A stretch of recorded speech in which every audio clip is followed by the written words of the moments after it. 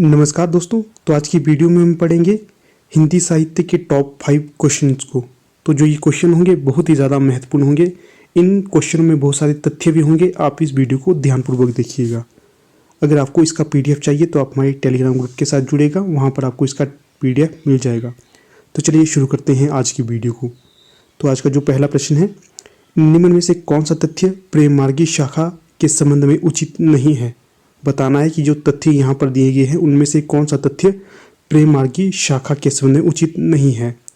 तो जो पहला तथ्य है, भारत में सूफी धर्म का प्रचार प्रसार 12वीं शताब्दी में ख्वाजा मोइनुद्दीन चिश्ती ने किया था। तो ये बिल्कुल सही होगा। अगला है, सूफी शब्द को तसव्वुफ कहते हैं। तो ये भी सही होगा। अगला है, जायसीकृत पद्मावत में कुल 57 खंड हैं। तो ये भी बिल्कुल सही होगा। अगला है, गुलशन इश्क नसरती की रचना है। तो ये भी सही होगी। तो इस प्रकार यहाँ पर यह बिल्कुल सही होगा। यह मतलब सभी तथ्य उचित होंगे। तो इन तथ्यों को आपको ध्यानपूर्वक देखना है। प्रश्न बन सकता है कि जो भारत में सूफी धर्म का प्रचार प्रसार किस शताब्दी में हुआ था। तो ये हुआ था 12वीं शताब्दी में। और दूसरा प्रश्न ये भी बन सकता है कि भारत में 12वीं शताब्दी में सूफी धर्म का प्रचार प्रसार किसने किया था। तो ये प्रचार प्रसार किया था ख्वाजा मोइनुद्दीन चिश्ती ने। अगला जो प्रश्न बन सकता है, सूफी शब्द को कहते हैं। तो पूछा जाएगा क्या सूफी शब्द को क्या कहते हैं। तो सूफी शब्द को कहते हैं तसव्वुफ। ये भी आपको याद रखना है।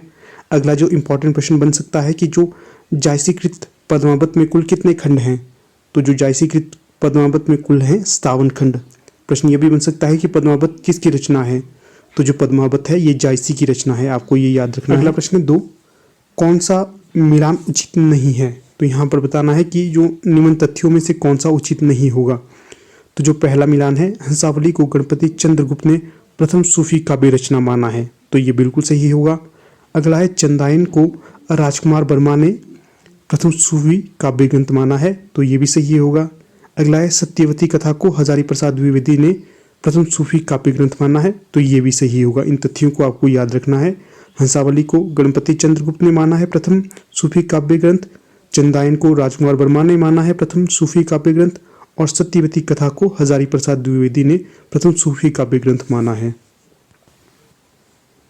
अगला प्रश्न है 3, कौन सी रचना प्रकाशन वर्ष के आधार पर उचित नहीं है। तो जो यहाँ पर पहला वर्ष और ग्रंथ होगा हंसावली, इसका जो प्रकाशन वर्ष बताया गया है ये 1370 है, बिल्कुल उचित होगा। अगला जो चंदायन है इसका प्रकाशन वर्ष है 1379 ईस्वी। तो ये भी बिल्कुल उचित होगा। अगला जो चित्रावली है इसका 1619 बताया है। तो दोस्तों यहाँ पर ये प्रश्न गलत होगा। जो चित्रावली का प्रकाशन वर्ष 1619 नहीं होगा, अपितु इसका प्रकाशन वर्ष 1613 होगा। जो इंद्रावती है इसका 1744 है, ये भी सही होगा। हंसावली का है 1370, चंदायन का है 1379, चित्रावली का है 1613 और जो इंद्रावती का है ये है 1744।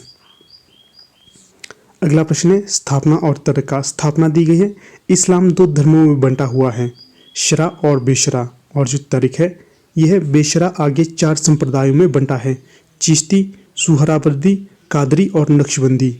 तो यहाँ पर बताना है कि कौन सा सही होगा। तो यहाँ पर जो विकल्प स है बिल्कुल सही होगा, अर्थात दोनों स्थापना और तर्क सही हैं। तो चलिए इनको ध्यानपूर्वक देखते हैं।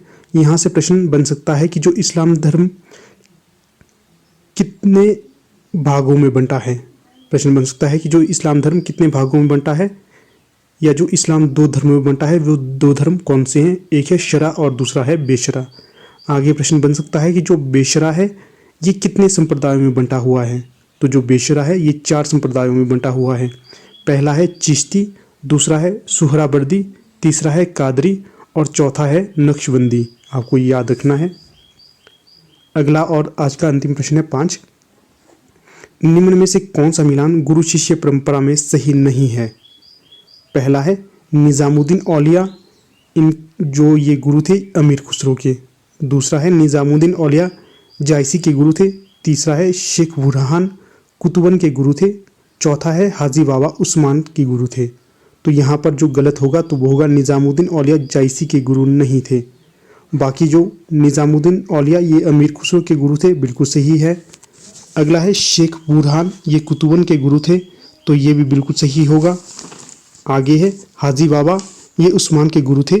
तो ये भी बिल्कुल सही होगा।